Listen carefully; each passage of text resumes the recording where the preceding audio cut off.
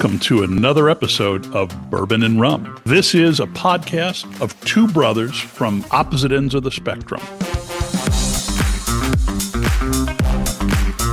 My name's Kent. I'm a rum drinker, and I'm from the left side of the aisle. And I'm Kyle. I like bourbon, tend to be a little more conservative.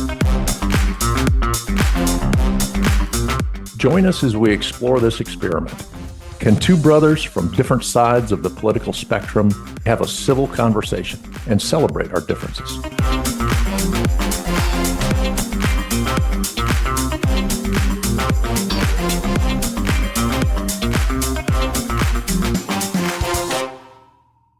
What are you drinking?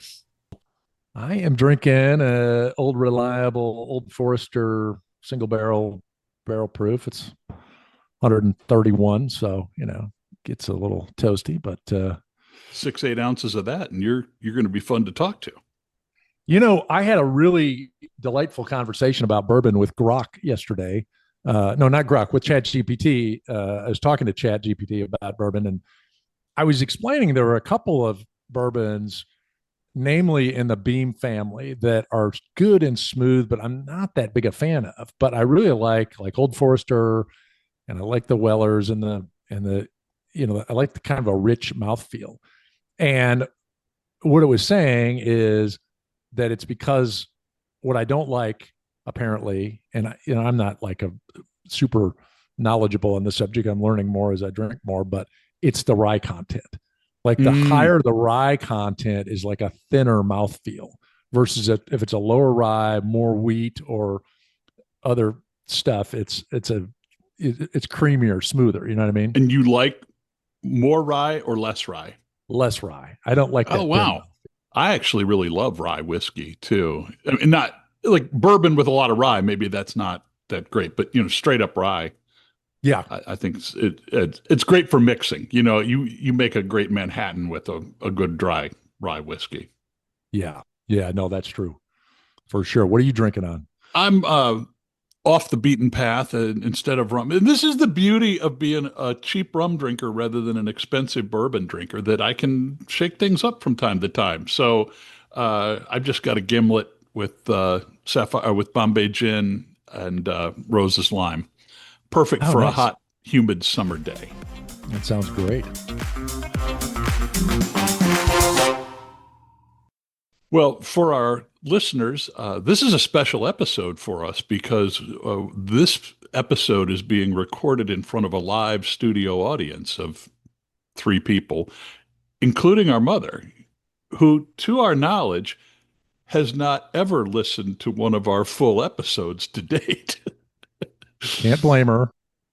I mean, I will say, one of the benefits of the podcast, and one of the things that we often promote, is that so far we haven't used the F-bomb in arguing. And I would think that having Mom here in the audience might make sure that even today there's no F-bomb. Now, right. The problem is the other individual, our aunt that is there, she might actually appreciate the random F-bomb. It's like the angel and the devil on the shoulder. One's saying do it and one's saying don't. That's right. Well, I thought we had a great discussion last week.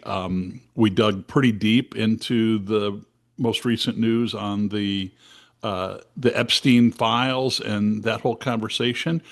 I don't know.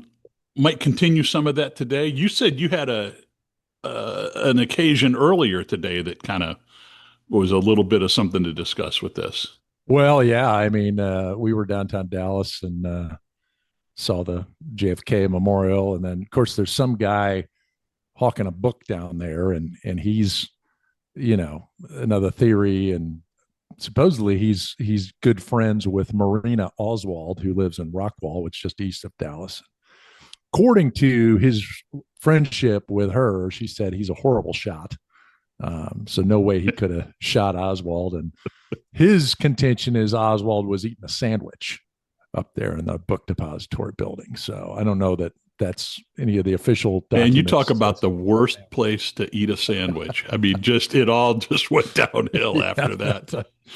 Yeah. So, and honestly, anybody that goes to that 6th floor museum, we were talking to some other people at we went to this Dallas Farmers Market, which is really cool, a little area, and then restaurants and stuff. And we were down there and talking to somebody, and I was like, and they were talking about going to the sixth floor. And I said, if you go to that museum and they lay it all the details out, and it's the official storyline they lay out, but you watch that and you're like, there's no way in hell it was just Oswald, a sole shooter. I mean, and they try to tell you that that's the case, but there's so much stuff in there that you're just like, yeah, whatever.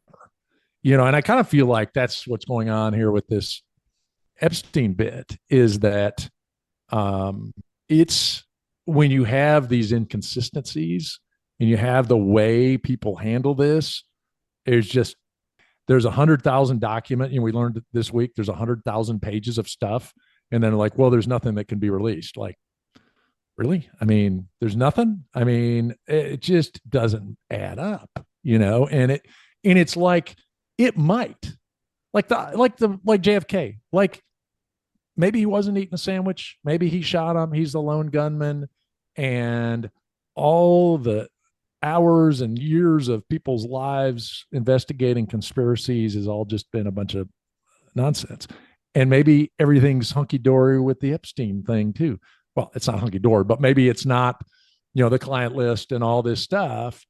But I feel like whenever you kind of fumble the message, it's just going to open the door to every possibility. It just opens up so many questions, right?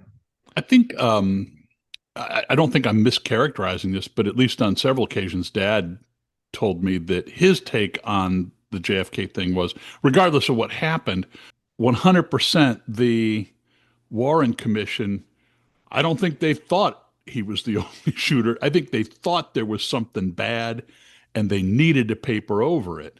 And I think in the doing of that, like, the truth is the first casualty, right? We Yeah. didn't get to the bottom of it then. And there was, I mean, another way to say it is that, yeah, there was a cover up by the Warren Commission, but they didn't know what they were covering up. They were just like, we want this to go away. And I don't think that, I don't think that works very well. Yeah. I don't know if something nefarious happened, whether Epstein or whether JFK, and you're trying to hush it up, it's not going to work. I mean, Right. you're not going to quell that's kind of where I was going last week, is it's like, if you really wanted to end this thing, there's ways you could do it, but it just doesn't seem like they were interested. I think they want it to go away, but then it's like, okay, it's like either you're really bad at PR and you're not able to put this to bed in an easy way, or it's, you can't put lipstick on a pig and there's no way you're going to make it go away. You know what I mean? So it's like, Yeah. I feel like, we talked about this in detail last week. I am having a hard time getting past it. It just seems so prominent in everything. And it's like, it's got to get dealt with, or else Yeah. I don't know how he's going to be able to govern at all. So I think one of the reasons I think we got along really well talking about this last week, I think it's kind of one of the least political discussions that we've had. It is the Epstein story is an equal opportunity embarrassment for Republicans and Democrats alike, and probably a whole bunch of people that we don't know who. And even if there's no evidence of people actively participating in that which Epstein was purveying, I think what's really evident is that a lot of people, even if they weren't playing that game, you can't say that they didn't know what was going on. And I think that's embarrassing to people. I think it's been proven in my mind to be a bipartisan or a nonpartisan issue. If there was a strong advantage to the Democrats, somebody in the Biden administration would have found a way to play the card. If the only name in it that you would know is Bill Clinton and everybody else has got clean hands, I feel pretty confident that we'd have had that on the front page the day after. So it's clearly, there's a lot of people with a lot of reasons to want to hide it. And so I don't think this is Republican Democrat. I think this is the insiders versus the people in some ways. Yeah, I think I might have texted you this week. I was watching a TikTok or YouTube short or something like that of a, and some conservative influencer was on there, and he's like, finally, with the one topic all sides are agreeing on, like, thank you, Jeffrey Epstein, for bringing the country together. I'm not sure that's what we wanted, No, but honestly, to your point, I mean, there are certainly people that are trying to bury it. Here's one that's interesting to me is Rupert Murdoch. mm, Wall Street Journal is publishing exposés. If not that you have the Fox News app on your phone, but if you did read the Fox News app, you could control F Epstein on the Fox website. You're not going to find it. I mean, really. it is like absent. And so then it's like, what is up with that? Because he's got control over both, right? And the Wall Street Journal has been way out in front on this. And, uh, so you told me, I think, that Trump sued the Wall Street Journal over the one article about the birthday card thing for was it $10 billion? Yeah, 10 billion. Well, like I've said, I mean, Rupert Murdoch's nobody's fool. I don't think that they published that without without the receipts in the bank. They know what they're doing. And so yeah, but it's Kind of like interesting he's that playing both sides of the fence there to Mhm, the two mhm. entities. That's really Yeah. But really, I mean, again, talk about uniting the country though. I don't know. I don't know anybody. I haven't talked to anybody of any political persuasion who said, yeah, when she said there's nothing there, I accept that yeah. Oh yeah, value. yeah. Yeah, She's great. yep. Well, It's time no, to move no. on. I will say you talk about conspiracies. So we're at this. We went to Dallas Farmers Market and we were eating lunch there, and kids give me a hard time because I tend to talk to strangers regularly.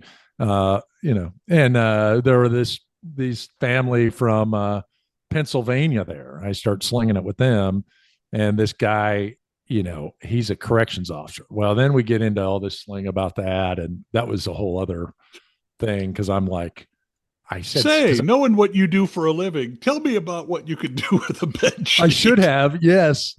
Well, because I was like, I'd actually just seen, or this week, Rogan had this guy on, pretty fascinating author.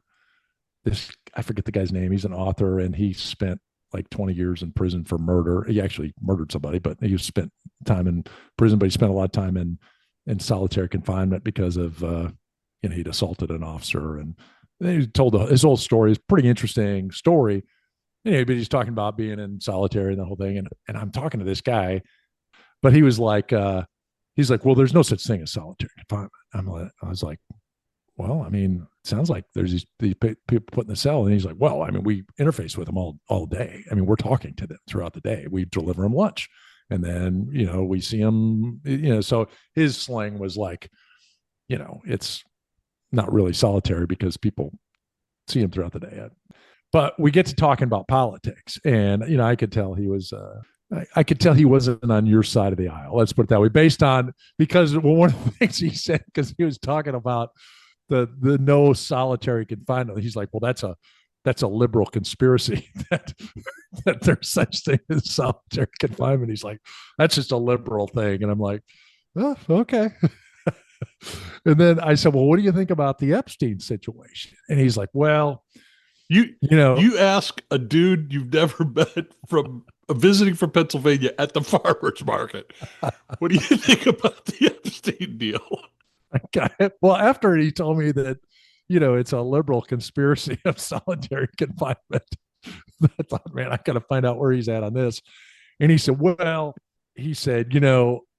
I think there's something bigger at play. And I was like, yeah, I could agree with that. He's like, no, I think this is all purposeful. He's like, what I see going on with Elon and Trump, he's like, you know what this is? I can't believe it. The guy was like, this is very similar. Like, the WWE plot lines. You asked me, the WWE plot lines, and I'm like, for those that the World Wrestling Enterprises plot line. He's like, that's what's going on. It's a WWE plot line.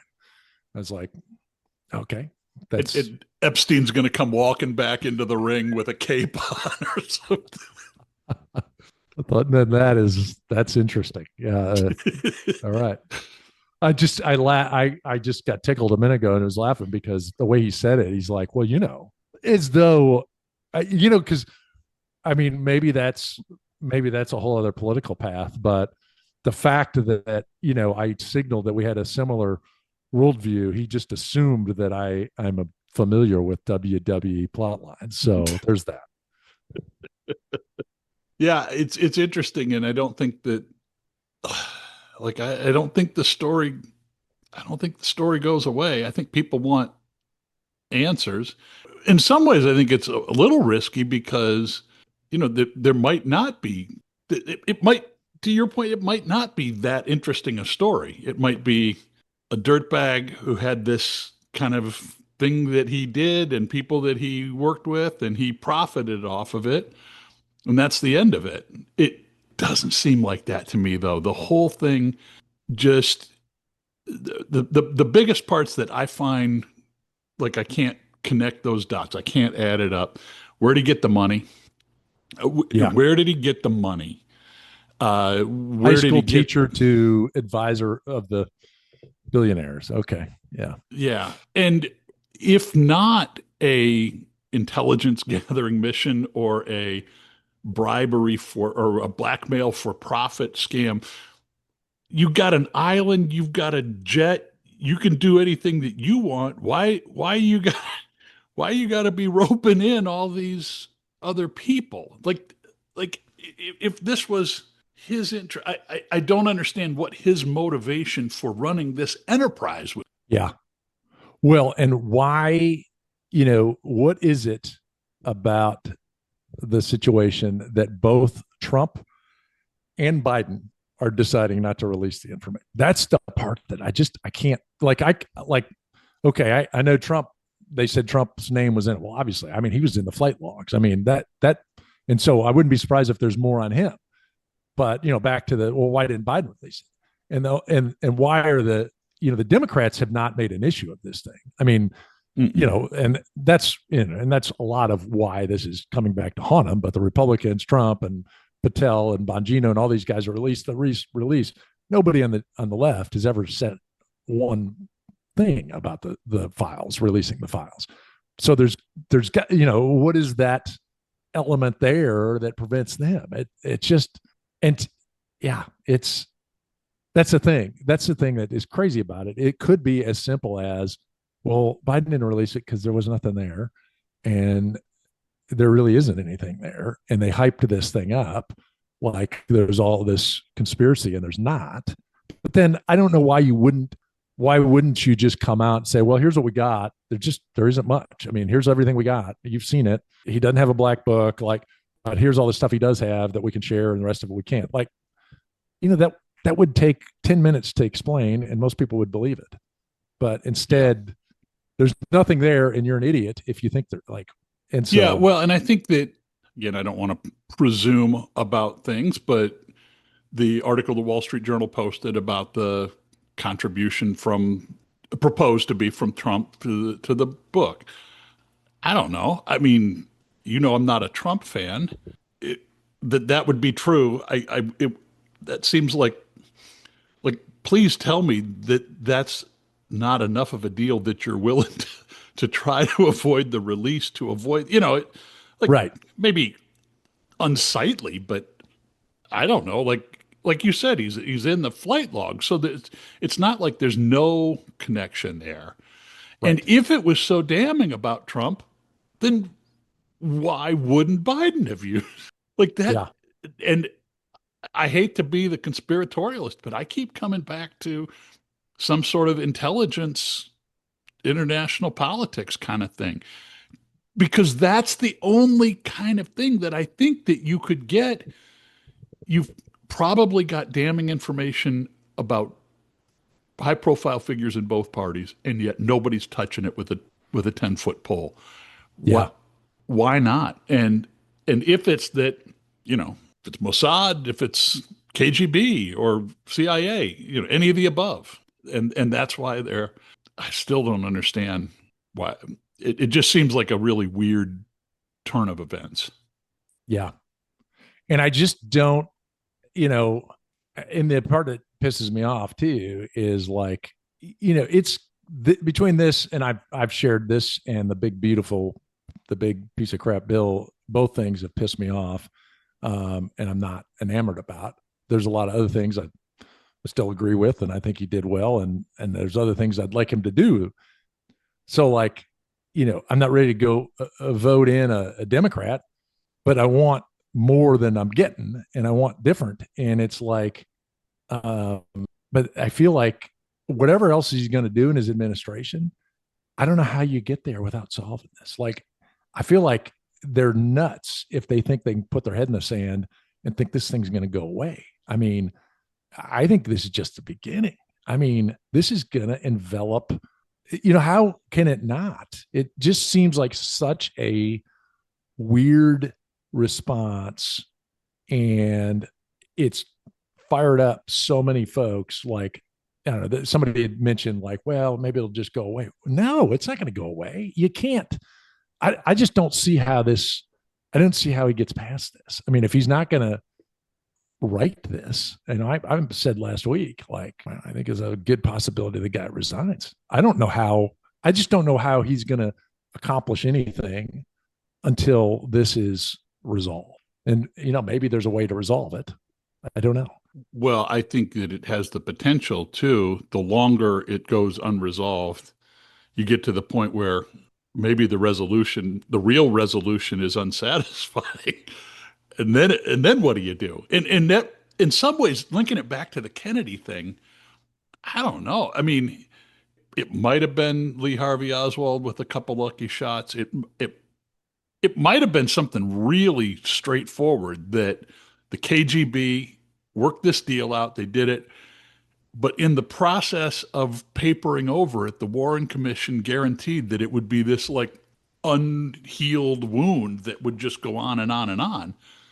And I think that might be the kind of risk that we're dealing with here, that, now the expectations are high.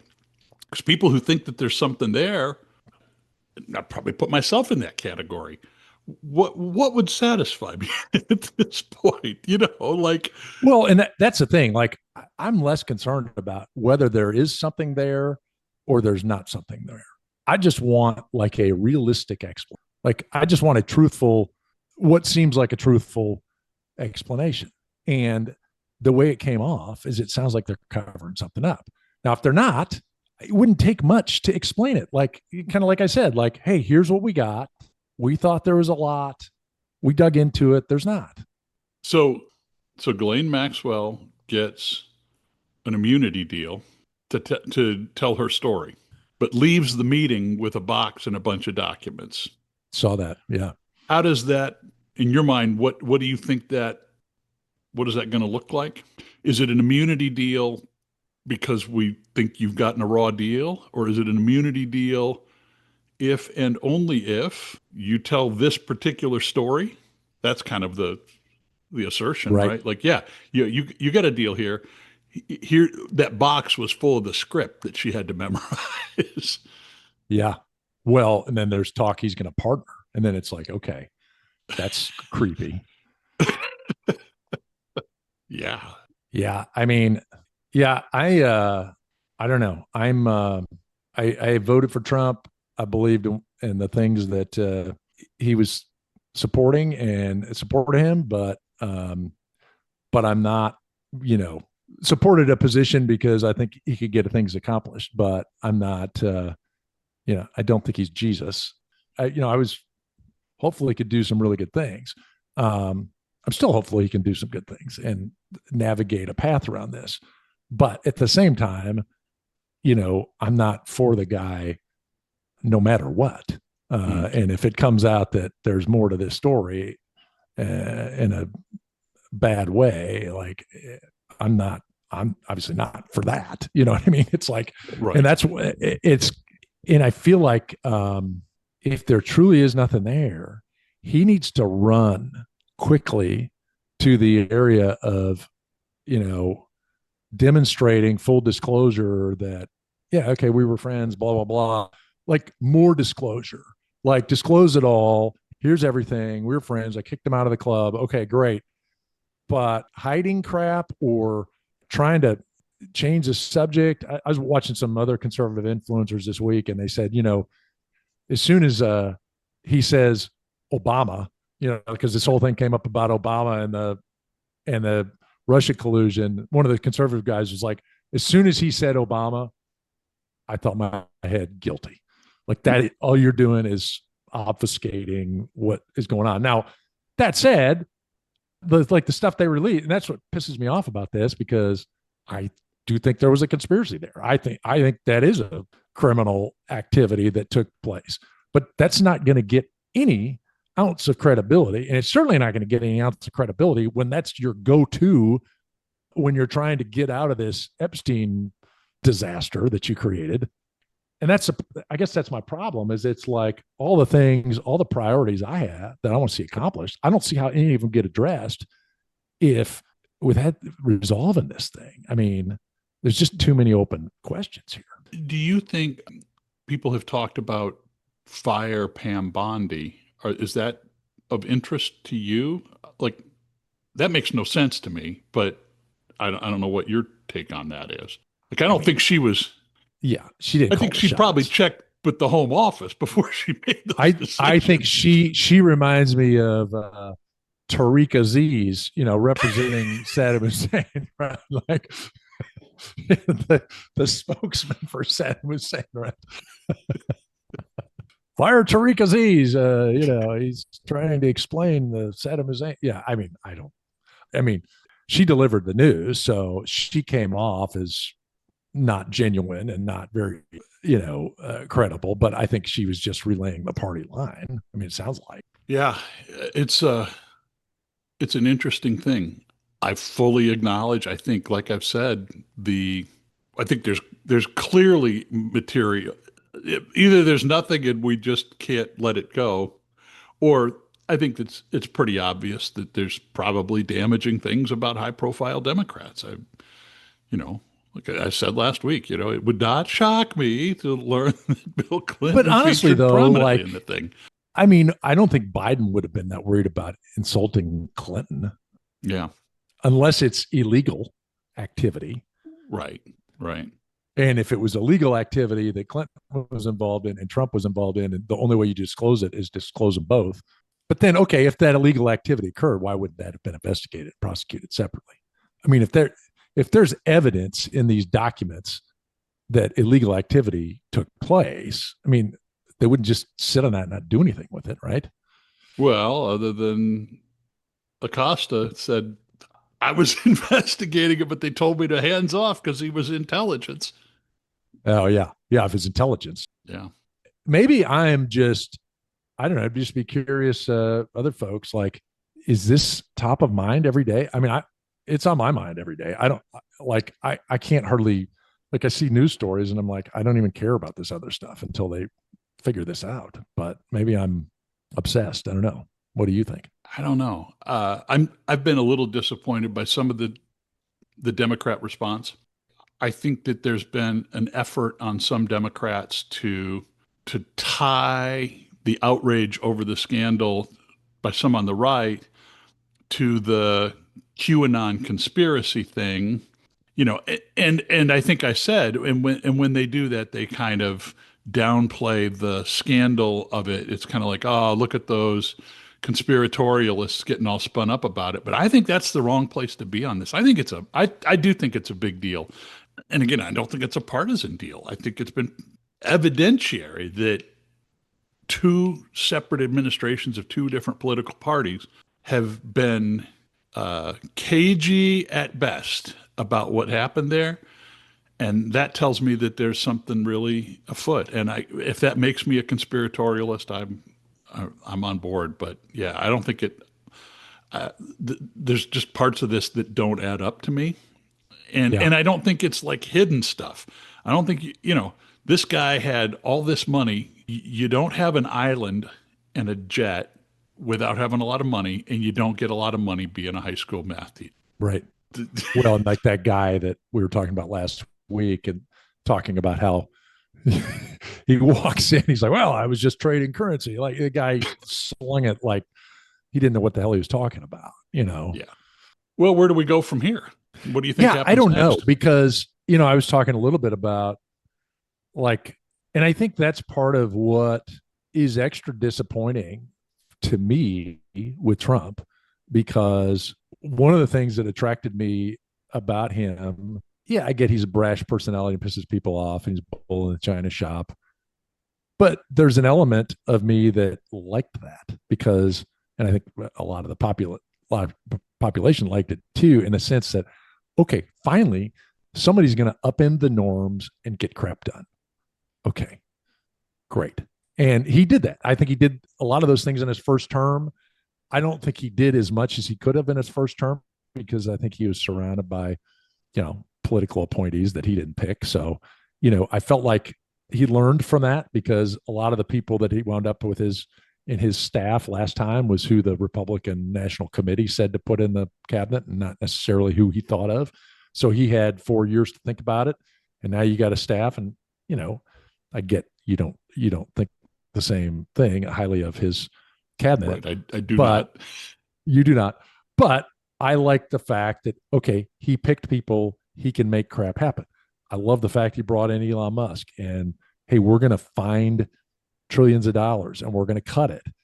And that I was really optimistic about that early on. And then, we come out with this bill and it's like, we're spending the same amount of money Biden spent. What the hell did we accomplish? Like I said, the border he fixed. I mean, really, that didn't take a whole lot of effort. I mean, I think Biden could have fixed the border in 5 minutes as well if he'd have followed the law, but that's a whole other topic for another day. I think, that was fixed pretty quickly. But then you get to this thing and it's like, well, he's not a politician. He doesn't care. He's going to release the stuff. And then you get what is an extreme level of conformance to normal political bullshit. There's nothing here, guys. Don't worry about it. It was like a standard. I think that's the part that has just torqued off myself.